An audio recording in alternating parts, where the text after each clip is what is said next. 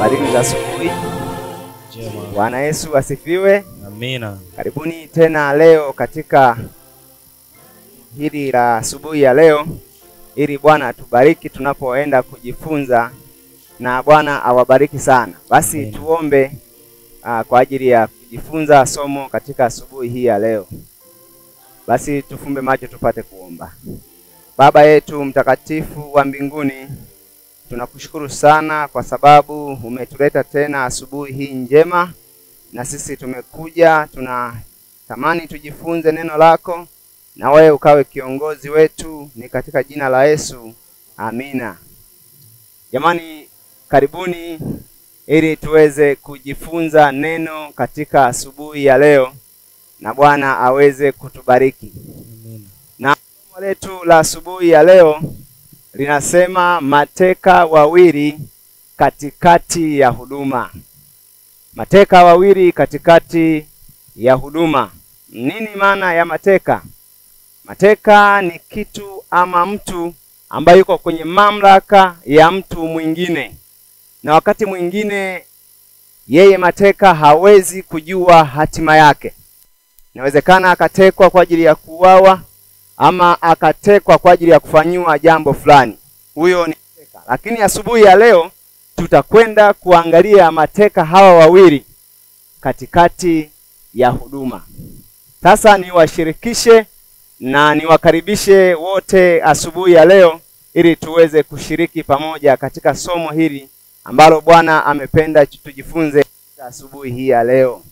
Tutasoma kile kitabu cha Wafalme sura ile ya pili, sura ile ya 5 na mstari kuanzia wa kwanza, tutakwenda wa pili mpaka ule mstari wa 14.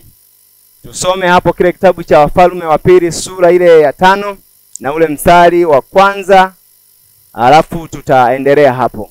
Wafalme wa pili sura ya 5 mstari wa kwanza. Ndiyo. Basi Naamani jemedari wa jeshi la mfalme wa Shamu. Basi Naamani jemedari wa jeshi la Shamu Alikuwa mtu mkubwa mbele ya bwana wake. Alikuwa mtu mkubwa mbele ya bwana wake, na mwenye kuheshimiwa. na mwenye kuheshimiwa. Kwa sababu kwa mkono wake Bwana alikuwa amewapa Washami Kwa sababu ushinda. kwa mkono wake Bwana alikuwa amewapa Washamu ushindi. Naamani Alikuwa mtu hodari wa vita, lakini alikuwa mwenye ukoma. tena alikuwa mtu hodari wa vita, lakini Biblia inasema lakini alikuwa ni mwenye ukoma. Pamoja na sifa hizo, Biblia inasema yeye alikuwa ni jemedari, alikuwa ni hodari wa vita, lakini Biblia inasema yeye alikuwa na ukoma. Unajua, wakati mwingine unaweza ukaelezwa uzuri wa kitu fulani, unaweza ukaelezwa uzuri wa jambo fulani, lakini bado inaporudi lakini, maana yake kuna shida hapo. Anasema yeye alikuwa ni jemedari wa vita, alikuwa ni mtu wa vita, amewapa Washami kushinda katika vita, lakini bado Biblia inasema kwamba lakini alikuwa ni mwenye ukoma. Hiyo ni kasoro, alikuwa na shida ya ukoma. Na wenye ukoma zamani, wenye ukoma walikuwa wanaonekana ni watu ambao hawakutakiwa kushiriki baadhi ya huduma, kwa sababu wao walikuwa ni wenye ukoma. Kwa hiyo walitengwa kwenye huduma, hawakupaswa kushiriki kwa sababu walikuwa na changamoto ya ukoma. Kwa hiyo ukiwa mtu mwenye ukoma hapo zamani, kipindi cha Israeli, wakati mwingine walikuwa wanatengwa. Tutasoma kile kitabu cha Hesabu sura ile ya 5 na ule mstari wa kwanza hadi wa 3. Tutaona namna gani wakoma walivyotengwa na huduma, hawakutakiwa kushiriki katika huduma takatifu. Sasa Naamani yeye alishiriki. Biblia inasema kwamba aliwapa Washami kushinda, kwa sababu alikuwa ni mtu wa vita. Lakini wakoma katika kipindi cha Israeli, wao walitengwa kwa sababu ya ukoma waliokuwa nao. Hesabu sura ile ya 5 na ule mstari wa kwanza hadi wa 3. Hesabu sura ya 5 mstari wa kwanza hadi wa 3. Ndiyo. Kisha Bwana akanena na Musa na kumwambia, waamrishe wana wa Israeli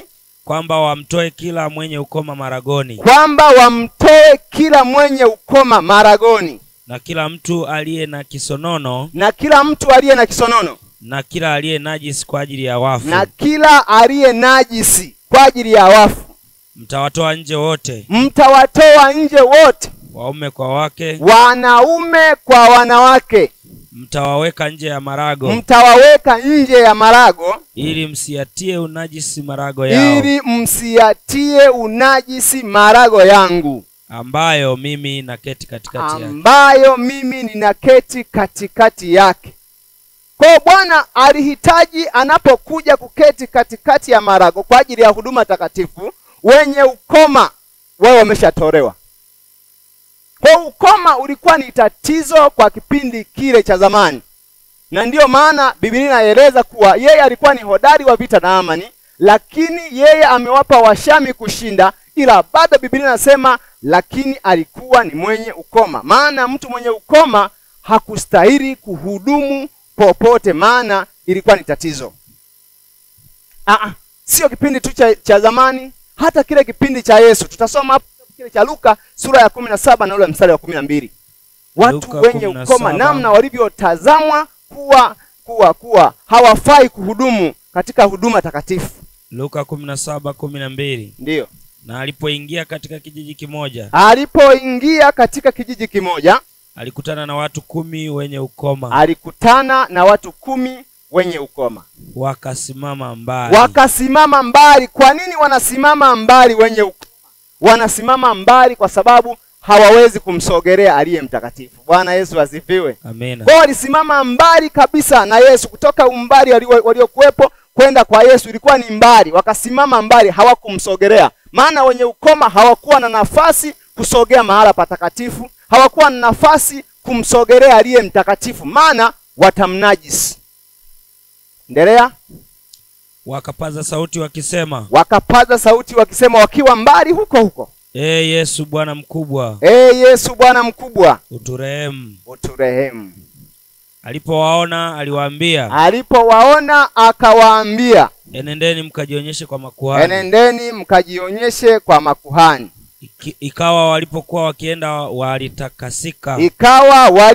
wakienda walitakasika, ukoma wao ukaisha. Kwa hiyo ukoma ilikuwa ni tatizo, ukoma ilikuwa ni shida, na ndiyo maana wanakutana na Yesu wanasimama mbali, maana hawawezi kumsogelea kwa sababu wana tatizo la ukoma. Sasa tunaendelea ule mstari wa pili wa kitabu chetu kile cha Wafalme wa Pili sura ile ya 5. Twende mstari ule wa pili. Na Washami walikuwa wametoka vikosi. Sasa Washami walikuwa wametoka vikosi. Wakachukua mfungwa mmoja kijana mwanamke. Sikiliza. Wakati tunazungumza habari ya Naamani kuwa mwenye ukoma, yeye alikuwa ni mateka kwa sababu ya changamoto ya ukoma. Lilikuwa ni tatizo. Hakutakiwa kuhudumu katika huduma takatifu, maana alikuwa ni mwenye ukoma, alikuwa ni najisi. Yeye alikuwa ni mateka asiyeweza kuhudumu mahala patakatifu. Je, asubuhi ya leo wewe ukoma wako ni nini? Asubuhi ya leo wewe umetekwa na kitu gani ambacho kinakuzuia kusogea mahala patakatifu, ambacho kinakuzuia kumsogelea aliye mtakatifu, ambacho kinakuzuia usimsogelee Yesu? Nini kinachokufanya uonekane wewe ni mkoma asubuhi ya leo? Hasa Naamani yeye alikuwa ni mateka kwa sababu ya changamoto aliyokuwa nayo. Sasa mstari ule wa pili inasema, na Washami walikuwa wametoka vikosi. Wakamchukua mfungwa mmoja kijana mwanamke. Sikia, somo la leo linasema mateka wawili katikati ya huduma ambayo Naamani alikuwa akifanya. Alikuwa akisapoti Washami kushinda katika vita, lakini bado alikuwa ni mkoma. Hasa binti huyu ametekwa na Washami, walikuwa wametoka vikosi, akatekwa huyu binti. Endelea. Wakamchukua mfungwa mmoja kijana mwanamke kutoka nchi ya Israeli, naye akamhudumia mkewe Naamani. Wakamchukua binti mmoja kutoka katika taifa la Israeli, naye akamhudumia mkewe Naamani. Hebu sikia, kwa nini mfungwa anabebwa kwenda kumhudumia mkewe Naamani. Yaani yeye aliye mateka, yeye aliye mtumwa, anapataje nafasi ya kwenda kumhudumia mkewe Naamani? Lakini Naamani anapataje nafasi ya kushiriki katika vita, na wakati yeye alikuwa ni mwenye tatizo? Mateka wawili wamekutana katika huduma. Binti ametekwa na Washami kutoka taifa la Israeli. Endelea.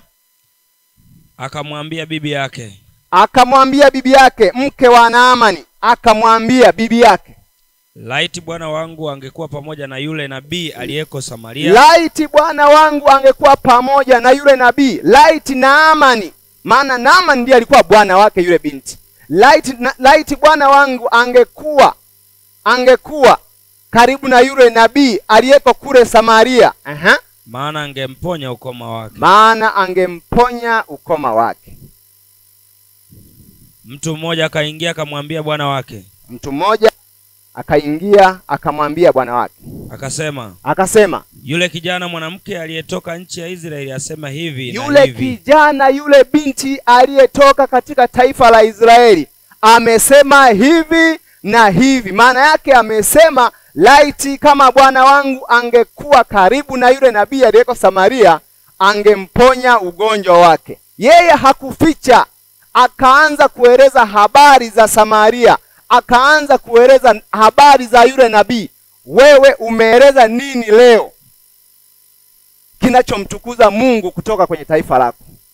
Umeeleza nini leo kinachomfanya Mungu atukuzwe kutoka eneo ulilokuwa ukikaa? Umeeleza nini asubuhi ya leo? Yeye binti akaanza kueleza habari za Samaria, kwamba laiti bwana wangu angefika kule Samaria, akakutana na yule nabii kule Samaria, angeponywa ugonjwa wake. Wewe umeeleza nini asubuhi ya leo ili watu wamtukuze Mungu, ili watu watukuze mapenzi ya Mungu, ili watu wamuone Mungu? Umeeleza nini asubuhi ya leo? Endelea. Mfalme wa Shamu akasema, haya basi. Mimi nitampelekea mfalme wa Israeli waraka. Basi akaenda zake akachukua mkononi mwake talanta 10 za fedha. Akachukua mikononi mwake talanta 10 kama zawadi, kama kitu cha kwenda kupokelewa nacho mkononi. Na vipande vya dhahabu 6,000. Na vipande vya dhahabu 6,000. Na mavazi 10. Ndiyo. Endelea. Akampelekea mfalme wa Israeli waraka ule. Kusema, waraka huu utakapokuwasilia, tazama nimemtuma mtumishi wangu Naamani kwako, ili upate kumponya ukoma wake. Ikawa mfalme wa Israeli alipousoma waraka, alilalua mavazi yake akasema, Je, mimi ni Mungu? Niue na kuhuisha? Hata mtu huyu akanipelekea mtu nimponye ukoma wake. Twende mstari ule wa 8. Ikawa Elisha yule mtu wa Mungu aliposikia kwamba mfalme wa Israeli ameyalalua mavazi yake. Ikawa Elisha yule mtu wa Mungu aliposikia kwamba mfalme wa Israeli ameyalalua mavazi yake, ndipo akatuma mtu kwa mfalme. Akisema, mbona umeyalalua mavazi yako? Na aje sasa kwangu, naye atajua ya kuwa yuko nabii katika Israeli. Bwana Yesu asifiwe. Amina. Ndipo atakapojua kwamba yupo nabii katika Israeli. Twende ule mstari wa 9. Basi Naamani akaja na farasi wake na magari yake, akasimama mlangoni pa nyumba ya Elisha. Sikiliza, Naamani akaja baada ya kusikia zile taarifa kwamba kule Samaria yupo nabii anayeweza kukutolea tatizo lilokuwa nalo, anayeweza kukuponya ugonjwa uliokuwa nao. Basi Naamani, Biblia inasema Naamani akaja na farasi wake na magari yake, akasimama mlangoni pa nyumba ya Elisha. Msafara wa Naamani ukaambatana kuelekea kwa Elisha, akasimama nyumbani pale kwa Elisha. Mstari ule wa 10. Naye Elisha akampelekea mjumbe. Naye Elisha akatuma mjumbe akisema, enenda ukaoge katika Yordan mara 7. Enenda ukaoge Yordani mara 7. Na nyama ya mwili wako itakurudia, na nyama ya mwili wako safi. Itakurudia, utakuwa safi. Mstari wa 11. Lakini Naamani akakasirika akaondoka. Lakini Naamani akakasirika akaondoka. Akasema, tazama nalidhania bila shaka akatoka kwangu. Bila shaka atatoka kwangu. Na kusimama na kuomba kwa jina la Bwana. Na kusimama na kuomba kwa jina la Bwana Mungu wake na kupitisha mkono wake mahali penye ugonjwa. Na kupitisha mikono yake penye ugonjwa. Na kuniponya mimi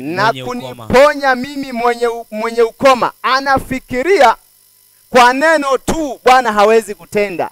Anafikiria kwa kuambiwa tu hawezi kutenda. Maana Bwana hawezi kuzuiwa na chochote. Bwana hata kwa neno tu, maana hata kwenye uumbaji Bwana alitamka tu na ikawa. Lakini yeye Naamani anasema, mimi nalifikiria yeye atakuja, halafu ataniraki, atanipokea kama ambavyo wengine wanafanya. Atakuja kunipokea, halafu atashika mikono yake mahala penye ukoma, halafu na mimi nitapona ugonjwa wangu. Lakini yeye mbona hajafanya hivyo?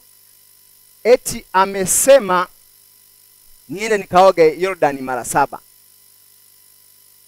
Naamani hakuelewa vizuri habari za Mungu. Hakuelewa vizuri. Tuendelee mstari unaofuatia. Je, Abana na Farpari mito ya Dameski? Anasema, je, mito ya Abana na Farpari mito ya Dameski si bora kuliko maji yote ya Israeli? Si bora kuliko maji yote ya Israeli. Je, siwezi kujiosha ndani yake? Siwezi kujiosha ndani yake na kuwa safi? Na kuwa safi. Akageuka akaondoka kwa hasira. Akageuka akaondoka kwa hasira, aeti akidhani ndiyo kupona kwake. Anasema Abana na Farpari si ni maji yaliyo safi kuzidi hata hayo maji ya Yordani? Hivi siwezi kujiosha na hayo? Mimi niende nikajioshe maji ambayo si masafi kuliko hata haya ya Abana na Farpari? Anasema kuwa naweza nikaenda kujiosha hata huko. Kwani asingesema nikajiosha nikapona mpaka niende Yordani? Akaondoka, akageuka kwa hasira, akaondoka akiwa na ukoma wake na wala hakupona. Mchana wa leo sikiliza Bwana anavyosema utende. Unaweza ukaondoka kwa hasira kwa sababu Bwana amesema utende jambo fulani. Utaondoka bado hujapata uponyaji wa kiroho. Sikiliza Bwana anachotaka utende. Wewe usiangalie ni kwa neno tu, eti unataka mpaka uguswe. Wakati mwingine Bwana anaweza asikuguse, lakini akatamka neno tu halafu ikawa. Bwana Yesu asifiwe. Sasa Naamani akaondoka na bado hakupona. Mstari ule wa 13. Watumishi wake wakamkaribia bwana wao, maana walijua shida ya bwana wao. Wakamkaribia wakamwambia, Baba yangu, kwa heshima kabisa wanamwambia baba yangu. Kama yule nabii angalikuambia kutenda jambo kubwa. Je, kama yule nabii angalikuambia kutenda jambo kubwa, usingalitenda? Je, si zaidi basi? Lakini je, si zaidi basi? Akikwambia jioshe uwe safi. Wanatamani hata wale watumishi wake awe safi bwana wao. Maana wakati mwingine mwenye ukoma hata kama ana sifa fulani bado alidharaulika. Biblia inasema kwamba yeye aliheshimiwa. Naamani aliheshimiwa kwa sababu ya kushinda, kusimamia ushindi kwa Washami, lakini bado alidharaulika kwa sifa ya mtu mwenye ukoma. Hata watumishi wake walitamani bwana wao atakasike. Walitamani bwana wao awe mzima. Sasa ule mstari wa 13 wanamwambia, watumishi wake wakamwambia wakisema, baba yangu, kama yule nabii angalikuambia kutenda jambo kubwa, usingalitenda? Je, si zaidi basi? Akikuambia jioshe uwe safi, sio zaidi? Endelea. Ndipo akashuka ndipo akashuka akajichovya mara 7 katika Yordani. Akajichovya mara 7 katika Yordani. Sawa sawa na neno lake yule mtu wa Mungu. Sawa sawa na neno la Bwana. Hakuna uponyaji unaoweza kufanyika kinyume na neno la Bwana. Bwana asifiwe. Ila unapotii neno la Bwana, unaposikiliza neno la Bwana, unapokwenda sawa sawa na neno la Bwana, hapo ndipo uponyaji unaweza ukafanyika. Uponyaji wa kiroho unaweza ukafanyika, uponyaji wa kimwili unaweza ukafanyika, badiliko la moyo linaweza kufanyika, badiliko la tabia baada ya kusikia neno la Bwana, badiliko la tabia linaweza kufanyika. Kwa hiyo Naamani akashuka sawa sawa na neno la Bwana. Mstari ule wa 14. Rudia mstari wa 14. Ndipo akashuka akajichovya mara 7 katika Yordani. Ndipo akashuka akajichovya mara 7 katika Yordani. Sawa sawa na neno lake yule mtu wa Mungu. Sawa sawa na neno lake yule mtu wa Mungu. Nayo nyama ya mwili wake ikarudi ikawa kama nyama ya mwili wa mtoto mchanga. Nayo nyama ya mwili wake ikarudi ikawa kama nyama ya mwili wa mtoto mchanga, akawa safi. Alikuwa safi baada tu ya kusikiliza na kufuata maelekezo ya Bwana. Baada tu ya kusikiliza na kufuata neno la Bwana. Mateka wawili ambao walikutana katikati ya huduma. Naamani amekutana katikati ya huduma pamoja na huyu binti ambaye amemuelekeza bwana wake sehemu ya uponyaji. Asubuhi ya leo, wewe ni mateka wa kitu gani? Asubuhi ya leo wewe fikiria, wewe ni mateka wa jambo gani? Wewe ni mateka wa tabia ipi?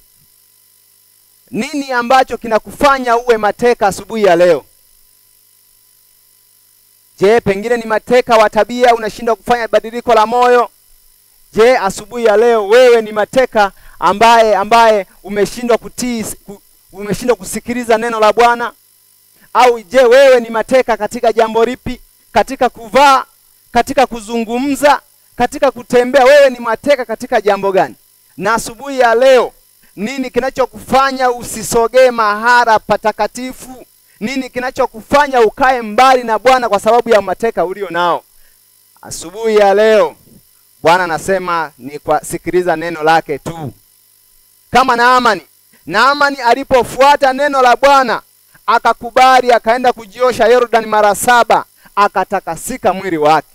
Hasa asubuhi ya leo, kubali kusogea karibu na Bwana ili aweze kusafisha moyo wako, ili aweze kusafisha tabia yako, ili aweze kutakasa maisha yako. Asubuhi ya leo, kubali kusogea karibu na Bwana. Usikae mbali na Bwana kama wale wakoma, maana walikaa mbali na Bwana. Bado pamoja na kukaa mbali na Bwana, Bwana alitoa huduma. Bwana aliwatakasa kwa mbali, lakini asubuhi ya leo kubali kusogea karibu na Bwana ili uwe safi. Amen. Simama ili tuweze kuomba ili Bwana aweze kututakasa, tuwe safi katika mioyo yetu, ili tuwe safi katika tabia zetu, ili tuwe safi katika maisha yetu. Basi tuombe. Baba yetu mtakatifu wa mbinguni, asubuhi hii ya leo tumesikia neno lako, na sisi tumejifunza habari ya Naamani, ya ukoma wake, namna alivyokataa neno lako na hakupata uponyaji, ila tu alipokubali neno lako akapata uponyaji. Tumejifunza namna wale wakoma walivyokuita na utakawatakasa. Asubuhi ya leo tuite na sisi ili uweze kututakasa mioyo yetu, utakase maisha yetu. Tumekuja, tunaomba uponyaji, ni katika jina la Yesu. Amina. Amen.